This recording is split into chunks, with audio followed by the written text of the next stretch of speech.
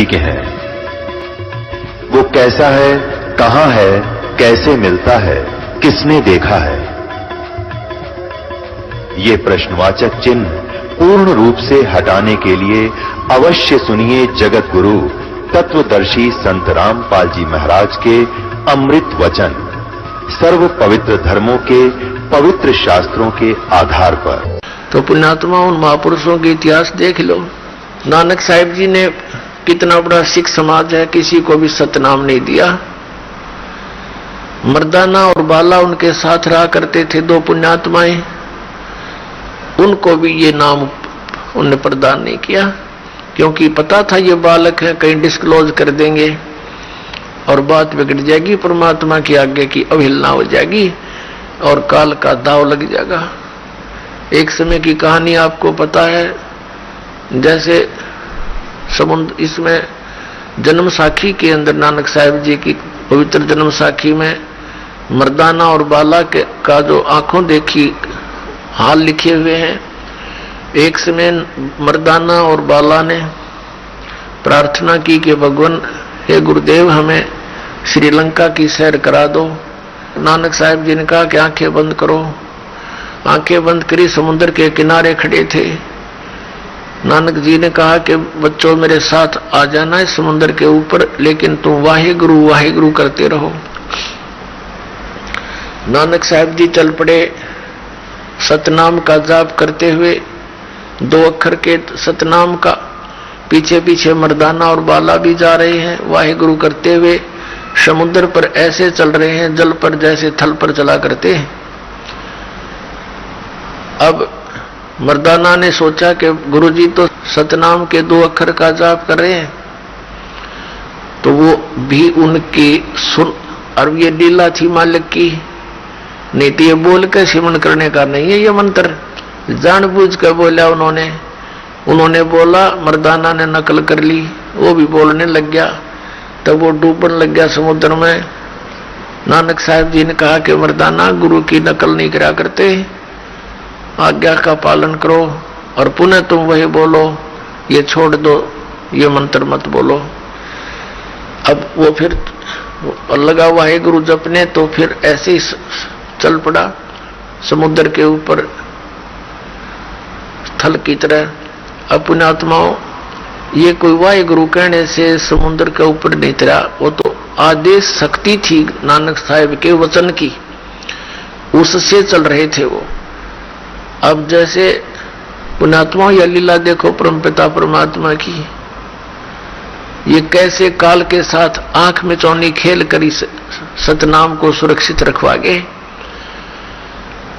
अब नानक साहिब जी ने फिर अपनी वाणी में भी इस सतनाम का बहुत बार वर्णन किया, लिखा। एक प्राण संगली नामक ग्रंथ है जो नानक साहिब जी की का विशेष ग्रंथ है, जिसमें बहुत बड़ा भेद, पूरा भेद प्राणों यानी श्वासों के द्वारा सिमरन सतनाम का होता है, 2 अक्षर के का, उसमें बहुत डिटेल लिखी थी।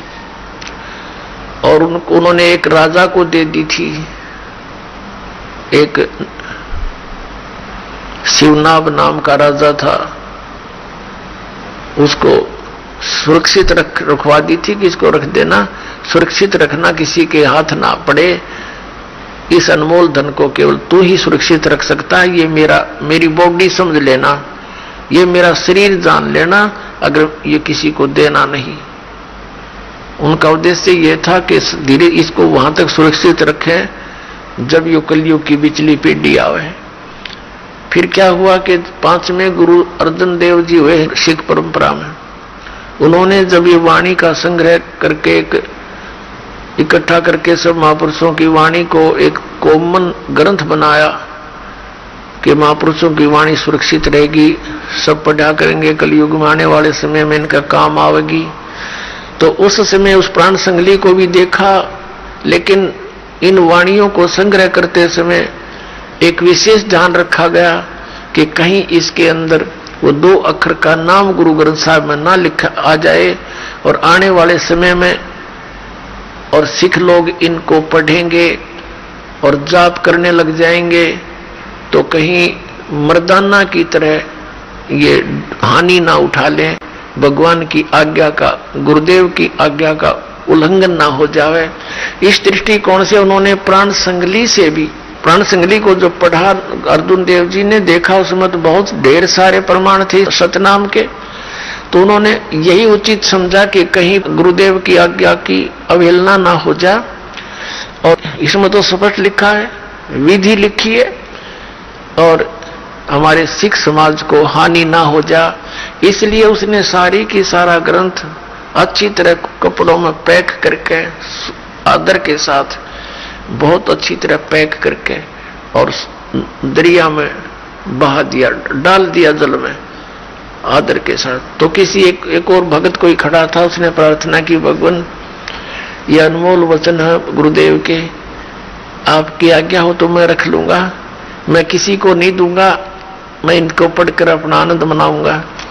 तो उन्होंने उसकी प्रार्थना पर, मालिक की दया होती है, नहीं तो बिल्कुल नहीं निकालने देते, कहा भी चल ले जा, तो इसको सुरक्षित रखना, किसी का और को ना बताना। अब वो फिर जैसे तैसे थी वो, उनमें 160 अध्याय बताए, कहीं पर 113 भी लिखे, तो केवल 80 अध्यायों को लेकर के प्राण संगली हमारे पास उपलब्ध है। फिर भी 30, 40, 50 अध्याय शेष थे, वो नहीं प्रकाश में आए। कारण क्या था कि उनमें इस सतनाम के 2 अक्षर का विशेष भेद है। तो यहाँ कहने का दास का ये है कि नानक साहिब जी ने वो किस लिए कहा था, क्यों छुपा के रखा, इसलिए मना किया था कि आने वाले समय में कोई इस नाम का जाप ना कर ले, और जाप करेगा तो फिर अन्य को भी पता लगेगा। तो काल के दूत भी, जैसे राधा स्वामी पंथ, सच्चा सौदा पंथ और ये निरंकारी पंथ, ये सारे सिख समाज से ही निकले हैं, और इनके पास ये मंत्र है नहीं। और अगर ये सार्वजनिक होता और उसमें ये सब झटका मालिक नहीं देकर जाते मर्दाना को, तो ये सब इसको कति सरेआम नाम जाप करते। अब इन नकली संतों को ये पता नहीं चला कि ये मंत्र भी होगा जाप का, और स्वयं ये नहीं पता उनकी आंखें कहाँ चली गई थी ज्ञान वाली। नानक साहब जी स्वयं जाप कर रहे हैं उसका, औरों को मना कर रहे हैं। क्यों? इसलिए कि भगवान का आदेश नहीं था। अब कारण क्या था कि जैसे अब ये भी नहीं कह सकते अभी नानक साहब जी ने हमारे साथ ये क्या किया, हमें ये नाम क्यों नहीं दिया। इसलिए नहीं दिया कि उनको ग्लूकोज लगा गए थे। वह ग्लूकोज जैसे जब तक सर्जन नहीं आता, वो कहीं बाहर गया हुआ हो और कोई इमरजेंसी केस आ जाता है, तो वो टेलीफोन पर उनके दूसरे व्यक्ति संपर्क करते हैं, जी ऐसे ऐसे मरीज है, तो वो बताता है इसके ग्लूकोज लगा दो, एक आधा इंजेक्शन लगा दो और मैं आकर संभाल लूंगा। ग्लूकोज लगाने से ट्रीटमेंट तो नहीं होता, लेकिन शरीर सुरक्षित रह जाता है। तो उन महापुरुषों ने हमें ग्लूकोज लगा दी।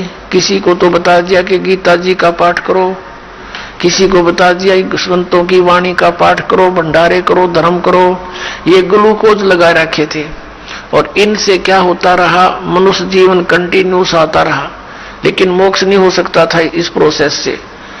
अब मोक्ष के लिए तो ये मंत्र है, अब वो ग्लूकोज भी लाना पड़ेगा क्योंकि हम दीर्घ रोगी हैं, ये धर्म यज्ञ भी करनी है, और साथ में ये कैप्सूल जो एंटीबायोटिक है।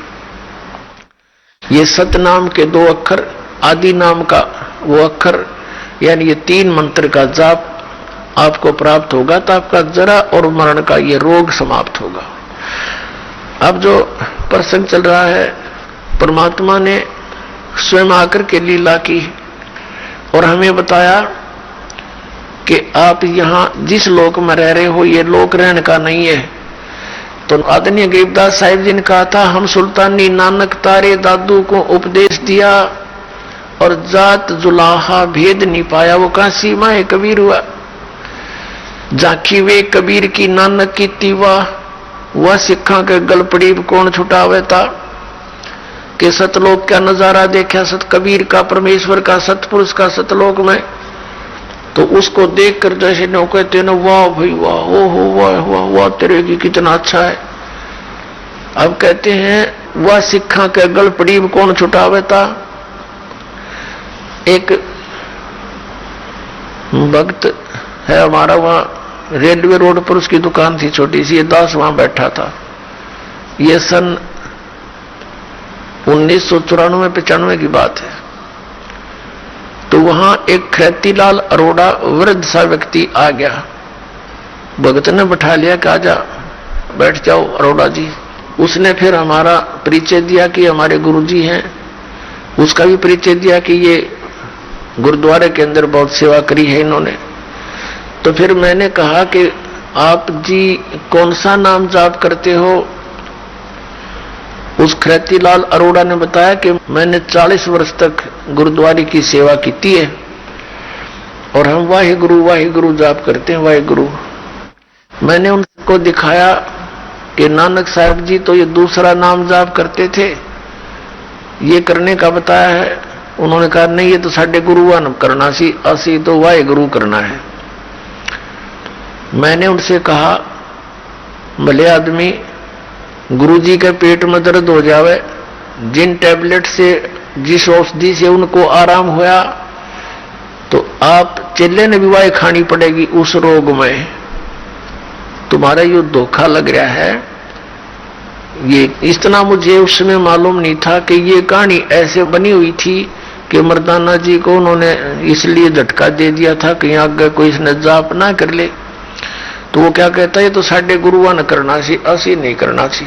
तो अब पता चला जब ये जन्म साखी दास को ला कर दिया एक सिख बच्चे ने, और उसने बताया जी आप जो कह रहे हो सब सत्य है, नानक साहब जी ये 2 अक्षर का ये सतनाम जाप करते थे, ये देखो। अपने आत्माओं, दास ने आपको इतना पारखू बना दिया कि अपने अपने धर्म ग्रंथों को आप स्वयं ही पहचान लोगे।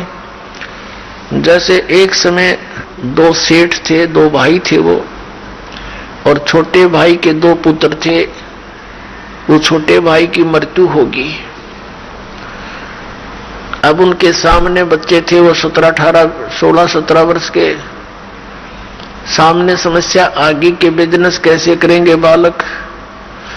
उनकी मां ने कहा कि बेटा तुम अपने ताऊ जी के साथ बिजनेस कर लो, उसका हिस्सा कर लो, पार्टनरशिप कर लो।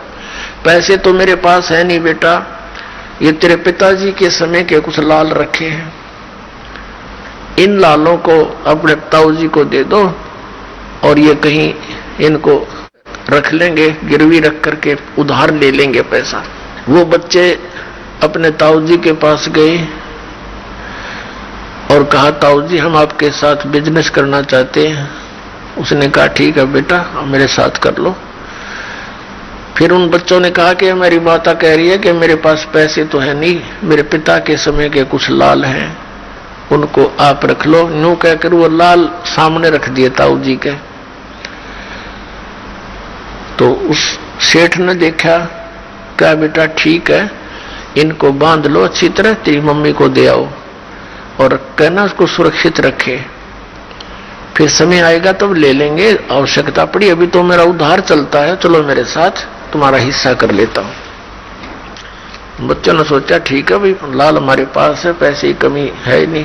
अब उन दोनों पुत्रों को, दोनों बच्चों को, भाई वालों को लेकर अपने उस शहर में गया जहां से वो सामान लाता था। एक 50,000 का सामान खरीद लिया, लाला जी से सौदा कर लिया और उसको बोल दिया कि मैं बच्चों के हाथ अभी आपके पास लाल भेजता हूं, उनको गिरवी रख लेना। वो सेठ अपने लाल लिए हुआ था अलग से और वहां धर्मशाला में रुके हुए थे उसी शहर में। दोनों बच्चों से कहा बेटा जाओ उस सेठ को ये लाल दे आओ जिससे हमने 50,000 के सौदे की बात की है। अच्छा ताऊ जी। वो दोनों बच्चे वो लाल लेकर सेठ के पास गए और कहा सेठ जी लो ये लाल रख लो, हम ये आपके 50,000 रुपये दे जाएंगे, अपना लाल वापस ले जाएंगे। सेठ ने एक जौहरी बुलाया पारखू, उससे कहा कि भी देखना ये लाल असली है या नकली। अब उस जौहरी ने बताया कि ये तो लालड़ी है, लाल नहीं है। लाल तो होता 9 लाख रुपए का उस समय, और लालड़ी को नहीं 200 रुपए की भी यानी डुप्लीकेट लाल समझो। सेठ ने फेंक कर मारी गली में और कहा कि तेरे ताऊ जी अब इतने धोखेबाज हो गए, हमारे साथ धोखा करने आए थे। मैं कभी मना किया उसको, उधार भी वैसे भी ले जाता था। लालड़ी ये मुझे धोखा देने की क्या जरूरत थी, क्या बेईमान आ गया तेरे ताऊ में, ऐसा आदमी तो नहीं दिखा था।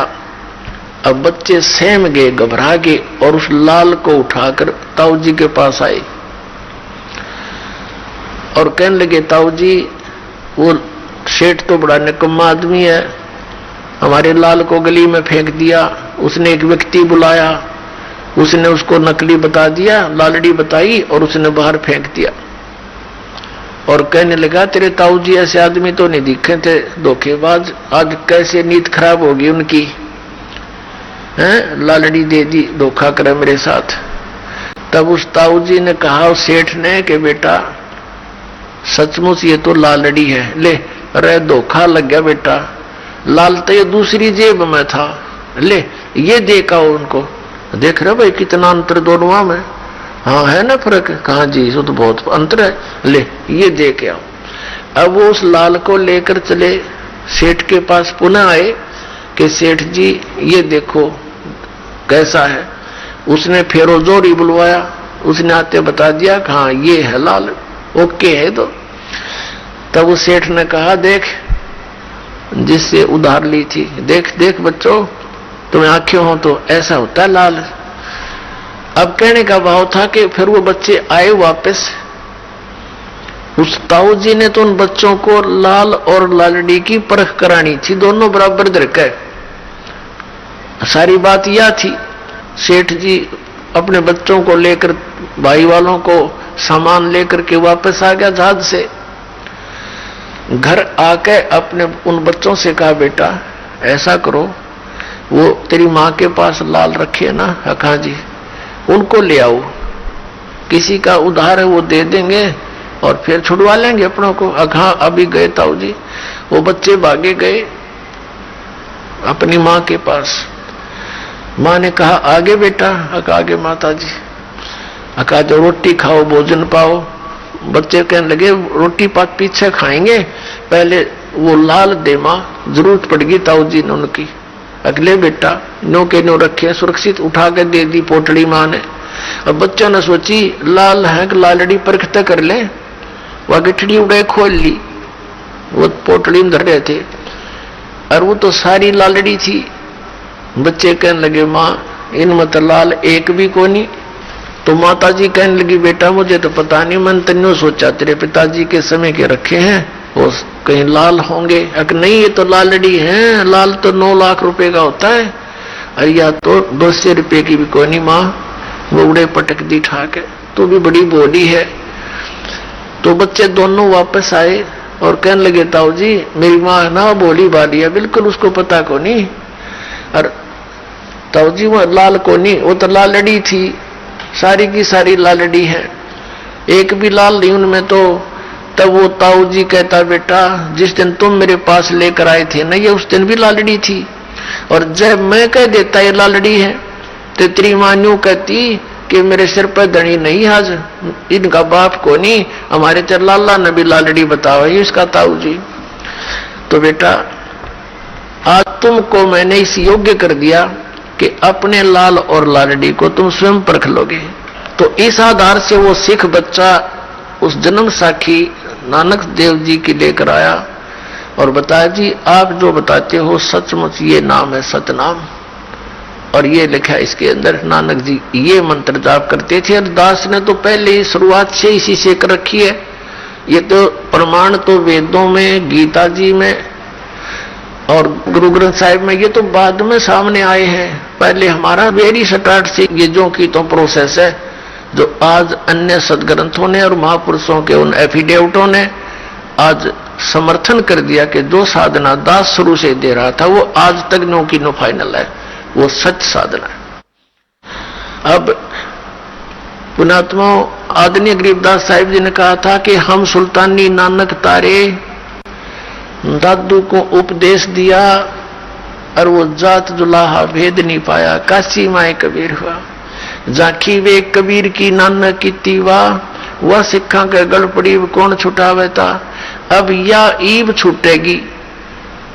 अब दास ने एक सिख बच्चे के सामने ये वाणी बोल दी, मिलने आया हुआ था दरअसल पंक्ति में, कि भाई तो कहने लगा जी हमारी तो छूट गई और कोशिश हो रहा कि भी करेंगे छुटवाण की। या हुआ तो कहने का भाव यह कि इस ज्ञान से ये सब जो हम पहले साधना करते थे वो छोड़नी पड़ेंगी और सत साधना करने से ही हमारा कल्याण होगा, वही हम अपनाएंगे। तो प्रसंग है कि ये लोक रहन का नहीं है या कोई भी वस्तु स्थायी नहीं है। परमात्मा कहते हैं दृष्टि पड़े सुफना, ये धर अंबर कैलाश, ये कृत्रिमबाजी झूठ है, तुम सुरत समो श्वास। इस सतनाम के सिमरते श्वास उश्वास यानी प्राणों से श्वास से इसका सिमरण होता है। और सतनाम जिसको आदि नाम कहते हैं वो भिन्न है। उसके लिए परमेश्वर कबीर जी ने आदरणीय धर्मदास जी से कहा था कि धर्मदास मेरी लाख दुहाई। वैसे तो सभी महापुरुषों से ऐसे ही उन्होंने प्रार्थना की थी, आदेश दिया था कि धर्मदास मेरी लाख दुहाई, ये आदि नाम सार नाम की तो बाहर न जाई। सार नाम बाहर जो पढ़ी बिचली पीढ़ी हंसनी तरही। और फिर कहा था कि धर्मदास मेरी लाख दुहाई, ये मूल ज्ञान की तो बाहर ना जाई। यथार्थ ज्ञान जो मैं तुझे बता रहा हूं ये भी अभी बाहर ना पड़े। तभी तैयार राधा स्वामी वाले धन धन सतगुरु वाले उआ बाई बोल रहे हैं, वही सतलोक, वही सतनाम, वही सारनाम, वही सत शब्द, वही सार शब्द और वही साडा राधा स्वामी शब्द। अभी न कद पता नहीं। तो सतनाम क्या चीज है, इनके सारी उम्र में यह इसमें तो मैं नियाली 150 वर्ष हो गए घाटा जोड़ रहे इसके ऊपर। और सतनाम वो अनमोल धन है जिससे मोक्ष होगा, उसके ये आसपास भी नहीं पांचों नाम काल के जाप कर रहे हैं और करवा रहे हैं। ऐसे ही पवित्र हिंदू धर्म के अंदर इन नकली शास्त्र ज्ञानहीन गुरुओं ने शास्त्रों के विरुद्ध साधना करवा कर सारे भूत बनवा दिए। और क्या कथा सुनाते हैं, कोई पूछता है इनसे जी श्राद्ध करने से क्या लाभ है। कहते हैं एक बार श्री रामचंद्र जी ने वनवास में थे और अपने पिता दशरथ का श्राद्ध किया था। उनके सारे पूर्वज खड़े दिखाई दिए। वो दिखेंगे तुमने सारे भूत बनवा दिए उल्टी साधना करवा के, और कौन से स्वर्ग में जाते हुए वो सारे भूत बने खड़े वहां पर। पुण्यात्मा अब आप परमात्मा ने सबसे पहले तो अक्षर ज्ञान युक्त किए और फिर परमात्मा ने बताया था कबीर साहब ने कि सोहम शब्द हम जग में लाए और सार शब्द हमने गुप्त छिपाए। जैसे इन संतों की वाणी में है, नानक साहब जी की वाणी में है कि 52 अक्षरों के अंदर जो तुम्हारे इस परमात्मा की वाणी से पहले जितने भी ग्रंथ थे, वेद, गीता जी, पुराण, उपनिषद और ये सुधा सागर जो भी थे, परमात्मा ने यह कहा था तुम्हारे ये सभी के सभी ग्रंथ इन 52 अक्षरों के अंदर लिपिबद्ध है। लेकिन वो मंत्र जो हम लाए हैं सतलोक से, ये मंत्र तुम्हारे इन 52 अक्षरों के लेख में नहीं है। और ये उसका अन्य ही अर्थ लगाते हैं 52 अक्षरों से कि वो तो 52 अक्षरों में नहीं है, वो तो बस धुन है। वह धुन 52 अक्षरों में नहीं है, वो 37 जगह लिख रखी, इतनी धुन होती है, इस प्रकार की होती है। तो कहने का भाव ये था कि सोहम शब्द हम जग में लाए और सार नाम हमने अब भी गुप्त छुपाए। अब इस दास को पर मेहर करी, सार नाम मतलब सार नाम दे तो उन महापुरुषों को भी दिया था। उनको तो कहा था इसकी तो तुम जिक्र भी ना करना, सार नाम की तो सतनाम अपना एफिडेविट रूप में अवश्य लिख देना। सभी महापुरुषों ने लिख रखा है। आदरणीय गरीबदास साहिब जी ने कहा कि राम नाम जप कर थिर होई। राम नाम का जाप करने से थिर माने स्थायी स्थान प्राप्त करोगे, आवा गवन जन्म मृत्यु समाप्त हो जाएगा। और वो कौन सा है राम नाम, कौन सा वो राम का नाम, ओम सोहम मंत्र दोई। गीता जी अध्याय नंबर 17 के श्लोक 23 में कहा है कि उस सच्चिदानंद घन ब्रह्म के पाने का ओम तत्सत इति निर्देश ब्रह्मण हत्यर्वेद समर्थ है ब्राह्मणा तेन वेदा च विहिता पुरा यगा।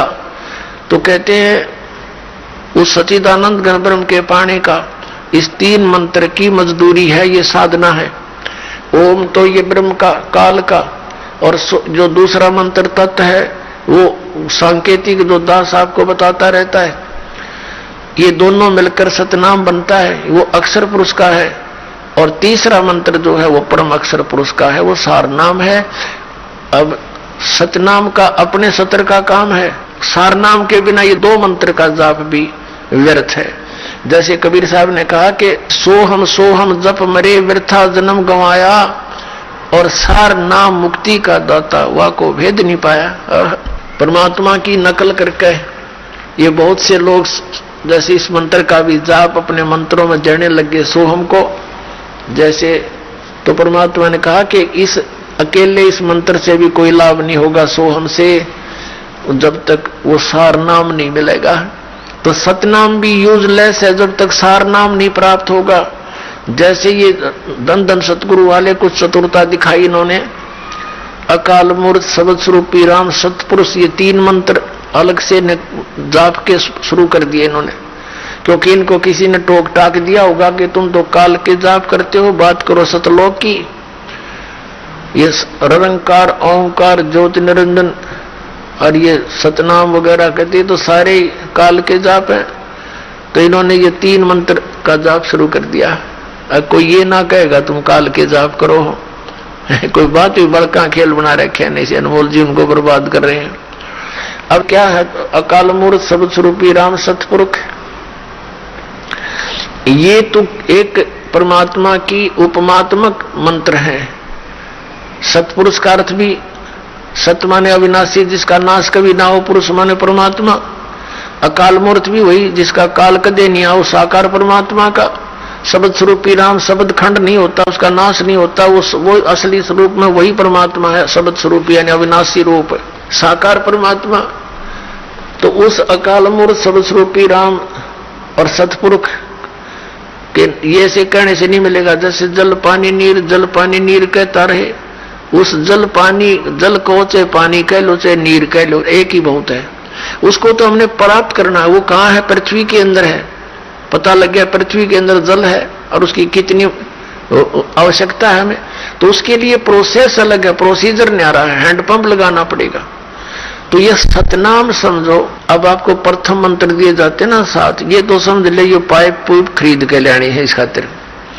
और फिर जो वो सतनाम है वो बोकी है, वो सतनाम है वो बोकी मारनी है। जैसे बोकी मारी, मिट्टी बार फेंकी, फिर मारी, फिर बरगी, फिर बार फेंक दी, तो ऐसे उस बोकी के श्वास उस श्वास से ये बोकी मारनी अपन है। और ऐसे करते करते वो पाइप पहुंच गई जल तक। अब सतनाम का काम होया पूरा, लेकिन वस्तु अभी भी प्राप्त नहीं हुई। यदि हैंडपंप नहीं लगा, ऊपर मशीन नहीं लगी, तो पानी तक तो पहुंचा दिया उस बोकी ने और पाइप ने। वो पाइप पहुंच गई, लेकिन जल अभी प्राप्त नहीं हुआ जब तक उसके ऊपर हैंडपंप नहीं लगाया जाएगा। और हैंडपंप की भी फिर सेवा करनी, जाप करना, यानी उसको हिलाना है, तब वो जल कहो चाहे पानी या नीर वो प्राप्त होगा। तो ऐसे ही ये सतनाम के 2 अक्षर का मंत्र, श्वास, वो श्वास की बोकी मारनी पड़ेगी तुमने। और जब ये आपकी बोकी लगती लगती जल तक पहुंच जाएगी, तब ये दास आपका वो हैंडपंप लगावेगा सार नाम का, और तब मिलेगा आपको वो परमात्मा। ये प्रोसीजर परमात्मा के पाने का। तो पुण्यात्मा प्रसंग चल रहा है कि हम जहां रह रहे हैं ये लोग ठीक नहीं। उसके लिए मालिक बताते हैं, सर्व सोने की लंका थी वो रावण से रणधीरम, एक पलक में राज बिराजी जम के पड़े जंजीरम, मन तू सुख के सागर बसरे भाई और न ऐसा यसरे। परमात्मा कहते हैं तुम यहाँ झूठी प्रभुता के भूख में सारा जीवन नाश कर जाते हो। जैसे कोई व्यक्ति कोई राजनीति की एक ललक लग गई, कोई चसक लग गई, तो ये सोचता है पहले तो कोई सरपंच बन जाऊं, सरपंच बन गया ने सोचा चेयरमैन बन जाऊं, चेयरमैन बन गया तो ने सोचा एमएलए बनूं जब बात बने, एमएलए बनते ही न सोचा मंत्री का दाव लगे तो कुछ बात बनी ना तो व्यर्थ, और मंत्री बनने के बाद इन्होंने सोचा मुख्यमंत्री बने बिना तो बातें नहीं बनती, अब भी अधूरा काम रह गया। मुख्यमंत्री बनने के बाद इसके मन में ये आती है प्रधानमंत्री बनो, जब बात बने इतने इसकी टिकट कटने, फिर काल बनाओ इसकी बात, गधा बना के शहर से पट्टे करवाओगे इस पर। तो परमात्मा कहते हैं कि यहाँ की आपकी जो महिमा है, ये यश है, ये यूजलेस है और काल का जाल है। जैसे पहले कोई बड़े अच्छे नेता हुए हैं, वो अच्छे काम थोड़े बहुत जो कर गए, अच्छी बात है जनता के लिए, लेकिन अपने लिए क्या किया उन्होंने? अपने लिए तो कुछ भी ना किया, अपने लिए भी करते और जनता का भी हित करते, क्योंकि उनको पास पावर होती है। तो अब क्या कितना अच्छा काम कर गया, उसका कितना स्टैचू बना दिया, मूर्ति, और उसका कितना काम है, एक साल में उसके जन्मदिन पर जाके उसने मांझ धो के और एक माला डाला हुआ और 1 घंटा उसके गुण गाया हुआ। वो साल बहुत अच्छे पहुंचे हुए की बात है। तो और सत भक्ति दा करने से वो अपने ही उस मूर्ति का ऊपर काग कौआ बन के बीट कर रहा हो, उड़े शहर से पट्टे कर रहा हो। तो कहने का भाव ये है, परमात्मा कहते हैं मन तू सुख के सागर बस रे भाई, और न ऐसा यस रे। और सुख का सागर क्या है? शंखों लहर बेर की उपजे, कहर नहीं जा कोई, दास गरीब अचल अविनाशी, सुख का सागर सोई। कि जहां पर शंखों लहर मेर की उपजे और कहर नहीं जा कोई। पुणात्माओं, दास के साथ बहुत बार ऐसा होता है, जब एकांत में बैठा होता है, एक ऐसी ही लोर आती है अंदर से, दुश्मन भी कोई हमारा कोई बुरा भी किया हुआ किसी ने, पहले तो थोड़ा बहुत दुख होता है उसका, लेकिन उस समय वो दुख भी नहीं रहता, सब अपने से लगते हैं। तो चाह कर भी उसके उस समय किसी के प्रति दोष द्वेष नहीं आता। तो वो मेहर की लहर थी, यानी सब पर एक किस्म का मेहर रजा दया की भाव बन जाता है। तो कहते हैं ऐसी ऐसी आदरणीय गरीबदास साहिब जी ने परमात्मा से परिचित होकर उनसे प्राप्त ज्ञान के माध्यम से बताया है कि शंखों लहर मेहर की उपजे, कहर नहीं जा कोई, दास गरीब अचल अविनाशी, सुख का सागर सोई। सुख का सागर सतलोक। और कहते हैं जैसे वो लोर थोड़ी देर रहती है, उसके बाद फिर वो कहर की लहर, वो नहीं हुआ, वो ऐसे रह गया, वो फलाना हो गया, ऐसा हो गया, वो कहर की लहर आ गई हमारे अंदर। तो कहते हैं वहां शंखों लहर मेर की उपजे, कहर नहीं जा कोई, और दास गरीब अचल अविनाशी, और सुख का सागर सोई। वो सतलोक है, सुख का सागर। फिर क्या बताते हैं, उदय अस्त बीच चक्कर चले थे, ऐसी जन ठकुराई, चुनक ऋषिश्वर कल्प किया तब, खोज न पाया राई, मन तू सुख के सागर बसरे भाई, और न ऐसा यश रे। जैसे एक मानदाता चक्रवर्ती यानी पूरी पृथ्वी के शासक थे, सार्वभौम उसका राज्य था, और चुनक ऋषि ने उसका सर्वनाश कर डाला। कितने ठाठ बाट थे, पता नहीं क्या आशाएं लगा रखी थी, और ऐसा काल ने घटना घटा दी, पूरी सेना मार दी गई और वो कंगाल हो गया। जैसे सर्व सोने की लंका थी, वो रावण से रणधीर में परमात्मा में याद दिलाते हैं। जैसे किसी का संतान नहीं है तो उसको एक का तरफ रहे भगवान, बच्चे हो या संतान प्राप्ति हो। और इस तत्व ज्ञान के अभाव से तो हम पुत्री को तो संतान में नहीं गिना करते हैं, पुत्र हो बस। हरि ने मूर्ख बना रखा था नकली गुरुओं ने कि जिसका पुत्र नहीं है ना, उसका मोक्ष नहीं हो, उसकी गति नहीं हो। कमाल की बात करते हैं कि पुत्र फिर उसके श्राद्ध निकालेगा, उन्हें पता पेट भरो ने बेटी तो ब्याही जाएगी, तुमने क्यों मिल रहा कोई ना है, पुत्र होगा तो तुम्हें कुछ ना कुछ करवाते रहेंगे उससे। वो मूर्खता बना रहे थे न्यू, लेकिन हमारे अंदर वो एक ऐसी कसक भर दी कि जिसका पुत्र नहीं है वो तो बात है नहीं। तो कहने का भाव ये परमात्मा में याद दिलाते हैं, 1 लाख पूत 1.25 लाख नाती, उस रावण के दीवान बाती, क्या मांगू कुछ स्थिर ना रहाई, ये देखत नैन चला जग जाई। आप एक पुत्र को प्राप्त करके और क्या चाहते हो, सर्वा सोने की लंका थी, 1 लाख पूत 1.25 लाख नाती, यानी 1 लाख पुत्र थे, 1.25 लाख रिश्तेदार थे, और आज उसका कोई दीपक जगाने वाला नहीं शेष बचा, सारे हुए भी मर गए। यहां भाई झूठी ये काल ने प्रेरणा कर रखी आपके अंदर, और इनसे मन हटके चले। परमात्मा जो देता है, बेटा दो या बेटी, सब्र करे, मालिक पर विश्वास रखे और अपनी भक्ति ठीक करे। तो क्या बताते हैं परमात्मा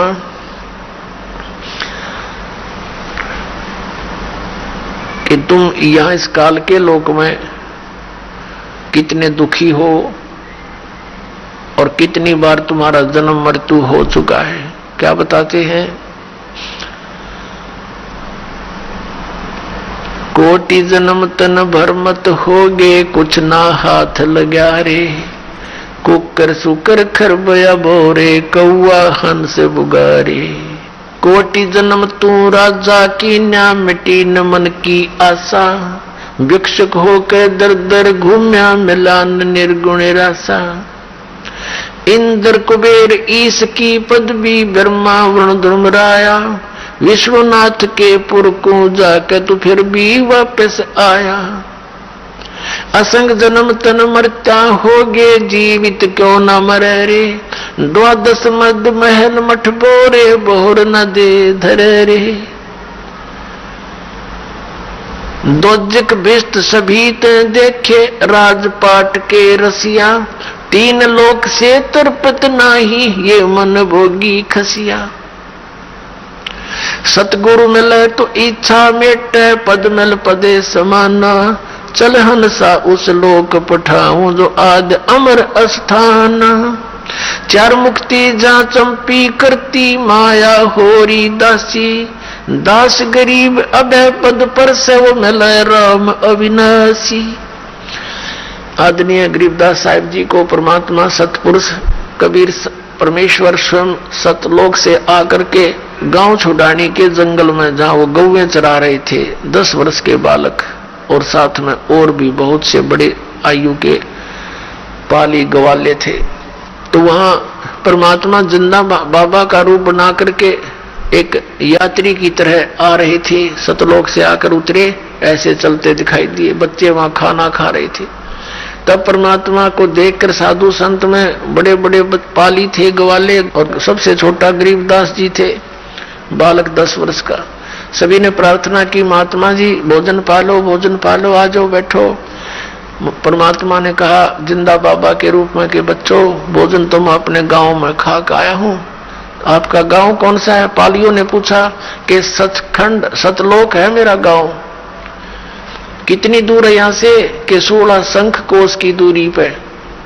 बच्चा ने सोचा 16 कोस होगा। कहने लगे बाबा जी इतनी दूर से चलकर आए हो, कुछ तो खा पी लो। हम ऐसे नहीं जाने देते अपने अतिथि को, आपने दूध तो पीना ही पड़ेगा। ये एक विशेष अतिथि सत्कार था हमारे गांव में। राह चलते व्यक्ति को बहुत सत्कार से आहार कराते थे, रोकते थे, भाई सफर लंबा है, कुछ देर रेस्ट कर ले, कुछ खा पी ले, फिर चला जाना। तो परमात्मा ने कहा भाई दूध अगर पिलाओगे ना, मैं तो कुंवारी गाय का पिया करूं दूध, कुंवारी गाय का दूध पीता हूं। तो वो दूसरे जो पाली थे बड़े, को 50 वर्ष का, को 30, को 40 वर्ष का, वो कहने लगे बाबा जी मजाक ना करा करते, आप मजाक करते हो, कुंवारी गाय दूध देती है। अगर भाई देख लो दूध पिलाना है तो कुंवारी गाय का पीता हूं मैं। तो गरीबदास जी लाए एक बछिया पकड़ के, 100-150 गाय वहां चल रही थी गौवे। कुंवारी बछिया लाए जो दूध पीना छोड़ रखा था 1.5 वर्ष की आयु की, और कहा देखो महाराज इसके बच्चा तो है नहीं, दूध कैसे देगी, जैसे बालक बोला करते हैं। परमात्मा ने कहा कोई पात्र है दूध निकालने का? कहा जी ये छोटा सा 5-7 किलो का वो घड़ा था छोटा, 2 मांझ कर रखा हुआ था। कहने लगे इसको यहाँ रखो, इसके नीचे। कबीर परमेश्वर ने जिंदा बाबा के रूप में उस गऊ के कमर पर थपथपी मार दिया, आशीर्वाद भरा हाथ रख दिया। उसी समय लंबे लंबे सतन हो गए और दूध की धार निकली चारों स्तनों से। जब वो पात्र भर गया, गरीबदास जी लेकर आगे न बोले ले महाराज जी पी लो, आपने निकाल लेते। अब आधा परमेश्वर ने पिया, शेष छोड़ दिया। न बोला परमात्मा ने कहा ले भाई बच्चों दूध पी लो, ये अमृत है, ये सतलोक से आया है मेरे गांव से। अब वो पाली कहने लगे हम ना पीवा जादू जंत्र का, तो के बेरा किस जाति का तने झूठा कर दिया, अब तक बिल्कुल ना पीवा। वो तो उठकर चले गए, वो नो भी डर गए, बेरा ने किसा जादूगर है, बच्चिया का दूध निकाल दिया। गरीबदास जी ने कहा लाओ जी मुझे दे दो आपका ये अमृत, कैसे कब मिला। यानी कहते हैं सकल पदार्थ है जग माही, कर्म ही नर पावे नाही।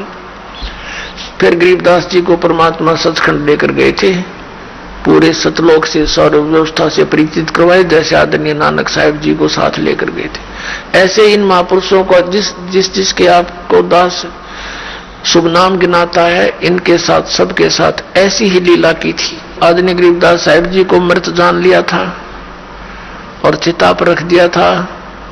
8-10 घंटे बीत गए थे इस प्रोसीजर में। फिर परमात्मा ने आत्मा वापस बॉडी में भेज दिया, एकदम खड़े हो गए, चिता से अपने आप उठकर चल पड़े। उसके बाद ये अमृतवाणी बोलनी शुरू करी थी। मन तू चल रे सुख के सागर, जहां शब्द सिंधु रत्नागर। कोट जन्म तन भर मत हो गए, कुछ ना हाथ लगा रे। कुकर सुकर खरबया बोरे, कौआ हंस बुगारे। उस आंख को देखे सचखंड सतलोक को ऐसे वर्णन किया कि कोटि जन्म तन भर मत हो गए, कुछ ना हाथ लगा रे। इस काल के जाल को समझने के लिए एक छोटा सा उदाहरण दास आपके सुनाना चाहता है। आदरणीय नानक साहिब जी सतयुग के अंदर यही आत्मा पुण्यात्मा राजा अम्बरीश थे। राजा अम्बरीश एक बहुत बड़े साधक थे, पुण्यकर्मी प्राणी थे, दयालु थे। अब देखो पुण्यात्माओं, परमात्मा की एक वाणी है कबीर परमेश्वर की कि जो जन मेरी शरण है ताका हूं मैं दास, गेल गेल लाग्या फिरूं जब तक धरती आकाश। फिर क्या बताते हैं, गोता मारूं स्वर्ग में जा बैठूं पाताले, कहे कबीर ढूंढता फिरूं अपने हीरे मोती लाल। तो ये परमात्मा हमारे साथ पहले से ही थे। हमें भ्रम था कि हम ये साधनाएं कर रहे हैं, शायद हमें इनसे लाभ हो रहा, नहीं। तो ये परमात्मा हमारे साथ रहते हैं, कभी भी आकर प्रकट हो जाते हैं और उन आत्माओं को भक्ति में लगा जाते हैं। जैसे ऋषभदेव जी थे जो जैन धर्म के प्रथम तीर्थंकर, वो बहुत बड़े पुण्यकर्मी प्राणी थे, राजा थे। उनको भी आकर मिले थे, प्रेरणा करके भाई भक्ति बिना गुजारा नहीं, ये राजपाट तो 10 दिन का है, चाहे तुम लाखों वर्ष भी आयु है तुम्हारी। तो प्रेरित होकर भक्ति कर लग गए थे। जैसे भी वो तो अलग बात है, कुछ तो मालिक के नाम पर लगता है, उसका कुछ राहत तो मिलती ही है, लेकिन मोक्ष से वंचित रह ही जाते हैं। तो ऐसे ही अम्बरीश राजा को परमात्मा मिले, तो उसमें प्रेरणा तो होगी भक्ति की, क्योंकि राजा भक्ति नहीं चाहता कभी भी, वो तो बकवाद चाहे सारी, सारा दिन व्यवस्था में सारे ठाठ बाट, एक वचन में सब कुछ हिल जा, सारी बकवाद करता जो ना करण की होती है। तो उन बकवादों के करते करते भगवान उनको जाके जगाते हैं कि ये क्या कर रहा है बोली आत्मा, तू जो काम करने का वो तो भूल चुका है। तो फिर अम्बरीश राजा की, क्योंकि पिछले पुण्यकर्मी प्राणी होते हैं, थोड़ी सी प्रेरणा से ही वो एकदम जाग जाते हैं, तो भक्ति का लग गया।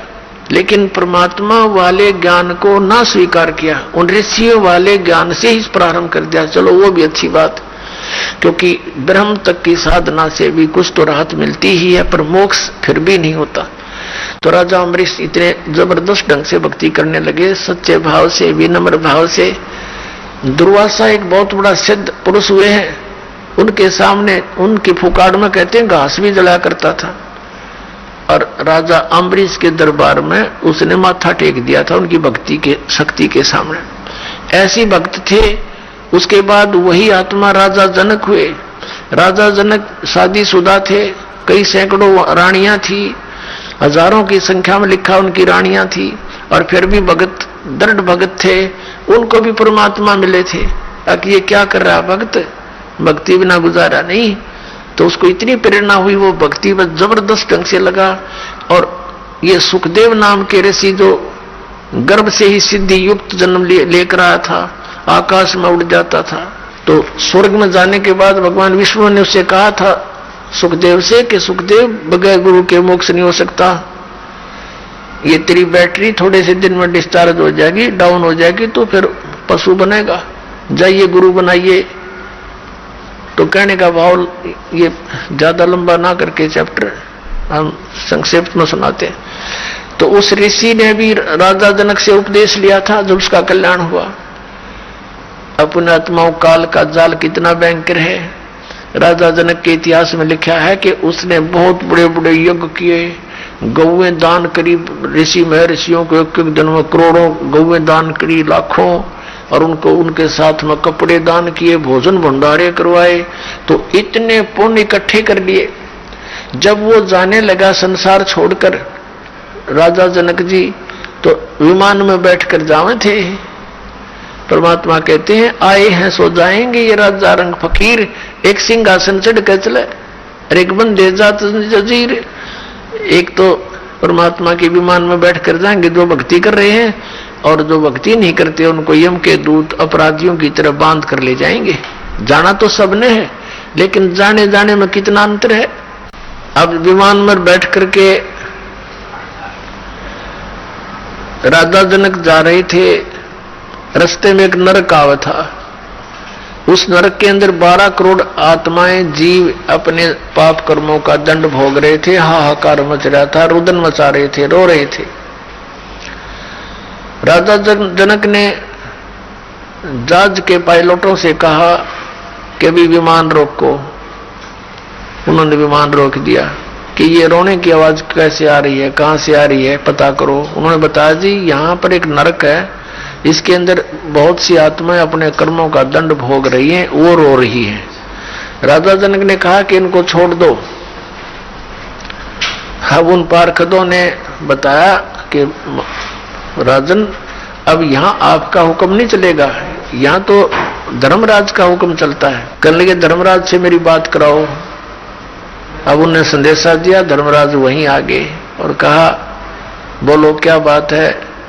राजा जनक ने कहा कि जो दुख पा रही है नरक के अंदर आत्माएं, इनको छोड़ दो। तो धर्मराज ने कहा जी यहाँ का विधान है, इसको ऐसे नहीं छोड़ सकते, जैसा प्राणी कर्म करता उसको भोगना ही पड़ता है। इन्होंने पाप किए हैं, भोग रहे हैं। तब राजा जनक ने कहा कि मुझे भी यहीं छोड़ दो, मैं नहीं जाता, मुझे भी इनके अंदर ही डाल दो, या इनको भी मेरे साथ ले चलो। इतने दयालु होते हैं साधु संत।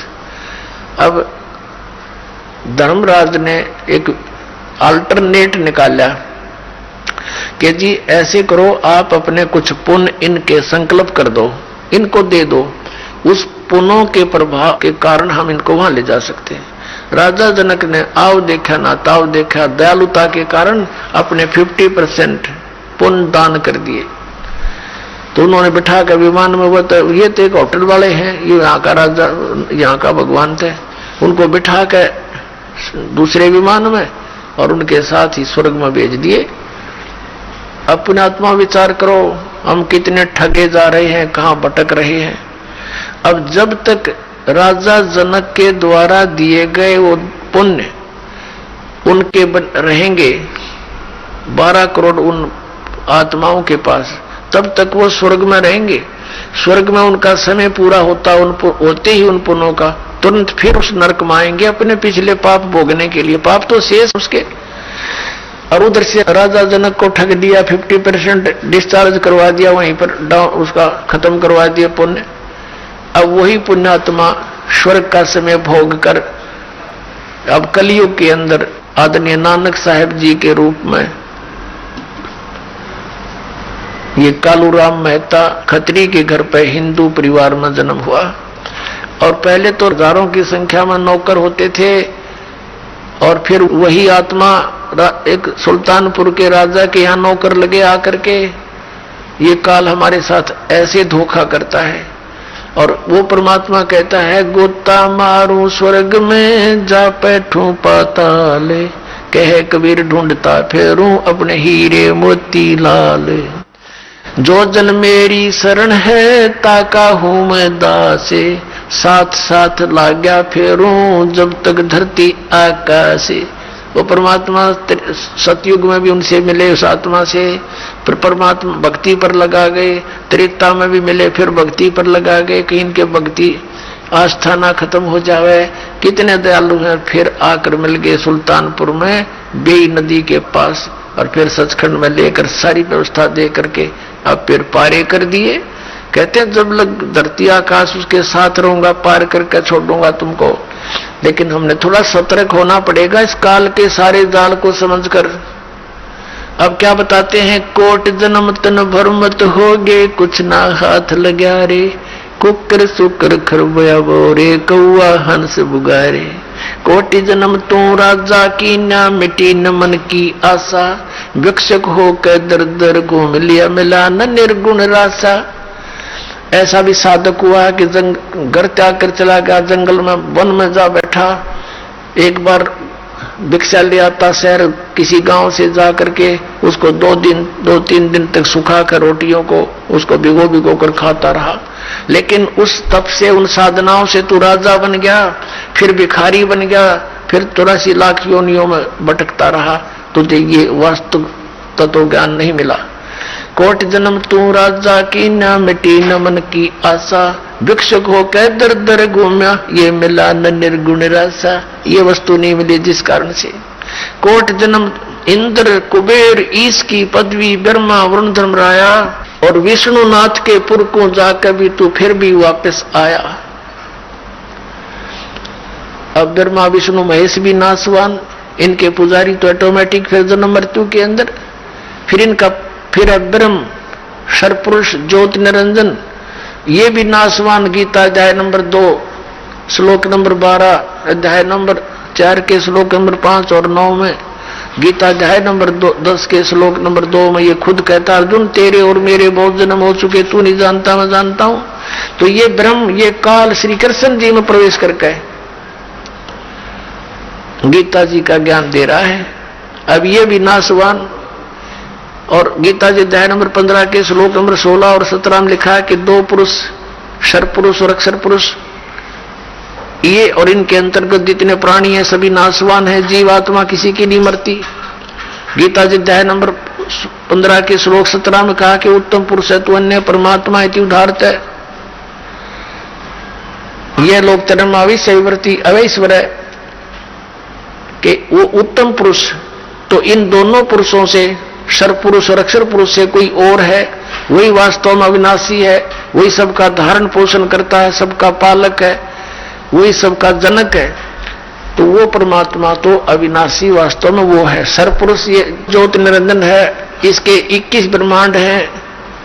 और अक्षर पुरुष ये परब्रह्म है, इसके 7 संघ ब्रह्मांड हैं इसके अंतर्गत।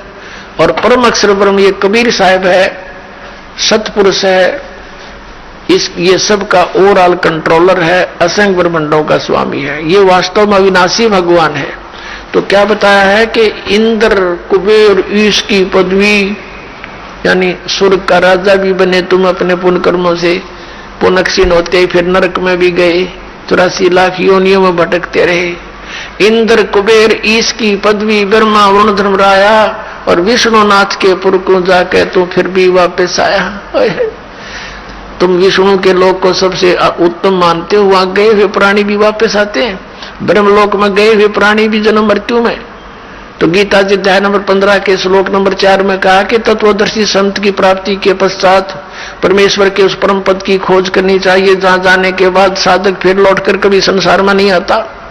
वो है पूर्ण मोक्ष। और गीता ज्ञानदाता अपने से अन्य परमेश्वर की शरण में, उसी परम अक्षर ब्रह्म की शरण में जाने को कह रहा है 18वें अध्याय के 62वें श्लोक में और 18वें अध्याय के 66वें श्लोक में। कि अर्जुन तू सर्वभाव से उस परमेश्वर की शरण में जा, उसकी कृपा से तू परम शांति को और सनातन परम धाम को प्राप्त होगा। और वहां जाने के लिए तूने मेरे सत्र के जो साधनाएं हैं मुझ में छोड़नी पड़ेंगी, मुझ में छोड़ दिया, मुझे दे दे ओम नाम का जाप और यहाँ की यज्ञ, और बाकी 2 मंत्र जो रह जाते हैं सतनाम में जो 2 अक्षर है, वो एक ही परम अक्षर पुरुष का मंत्र है जो सतनाम के ओम के साथ दूसरा आपको दिया जाता है। आइए अब हम उन श्रद्धालुओं के अनुभव जानते हैं जो जगत गुरु तत्वदर्शी संत रामपाल जी महाराज जी से दीक्षा प्राप्त कर चुके हैं तथा उनके द्वारा बताए गए भक्ति मार्ग पर चल रहे हैं। नमस्कार सर। नमस्कार सर। सर क्या नाम है आपका? वीरेंद्र दास। वीरेंद्र जी आप कहाँ से हैं? गांव खैरानी, जिला महेंद्रगढ़, तहसील अटेली। संत रामपाल जी महाराज जी से नाम दीक्षा आपने कब ली? 2014 को। संत रामपाल जी महाराज जी से नाम दीक्षा लेने से पहले आप क्या भक्ति साधनाएं करते थे? सर जैसे घर में जो प्रथा थी दुर्गा की पूजा पाठ वगैरह करते थे।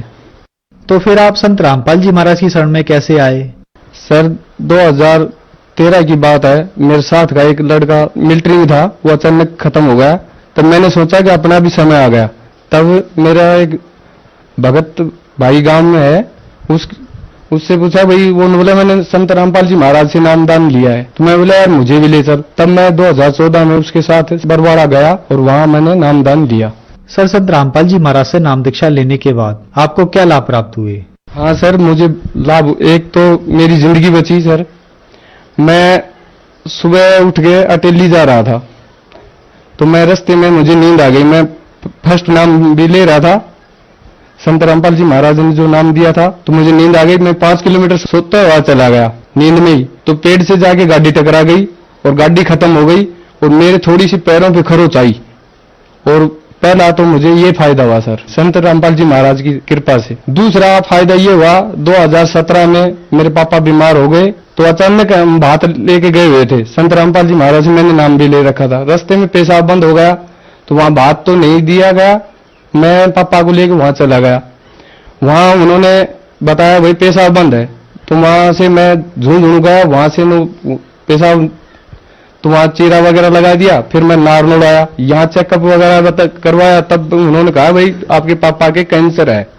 मैंने 2017 में 7वां महीना की 2 तारीख को पापा को यहाँ चेकअप नारनौल करवाया। फिर वहां से मैं जयपुर गया, जयपुर उन्होंने कैंसर बताया। फिर पापा को यहाँ संत रामपाल जी महाराज से नाम दुआया और आज मेरे पापा संत रामपाल जी महाराज की कृपा से एकदम स्वस्थ हैं। 82 साल की एज है। दवाई वगैरह तो थोड़ी बहुत दवाई थी, ऑपरेशन पहले करवा दिया, नामदान से पहले ऑपरेशन करवा दिया था, पर कैंसर संत रामपाल जी महाराज की कृपा से ही ठीक हुई। कैंसर की रिपोर्ट भी है, सारी चीज है, 2 साल की सब कुछ आप भी देख सकते हैं। कैंसर की रिपोर्ट वगैरह सारी चीज मेरे पास है और घर में छोटे मोटे तो लाभ होते ही रहते हैं। सर संत रामपाल जी महाराज से नाम दीक्षा लेने के बाद आपको बहुत सारे लाभ प्राप्त हुए। तो जो दर्शक आज आपको देख रहे हैं, अगर उनमें से भी कोई कैंसर की बीमारी से ग्रस्त है या किसी अन्य बीमारी से ग्रस्त है, उनके लिए आप क्या कहना चाहेंगे? संत रामपाल जी महाराज आए हुए हैं, अपना नामदान लें और अपना कल्याण करवाएं। सर संत रामपाल जी महाराज से नाम दीक्षा कैसे ले सकते हैं? साधना पे सत्संग आता है परमात्मा का, उस पर पट्टी आती है, वहां से किताब मंगाए या उसको देखें और आप गुरु जी का नाम लें, संत रामपाल जी महाराज का। धन्यवाद सर। सत साहिब।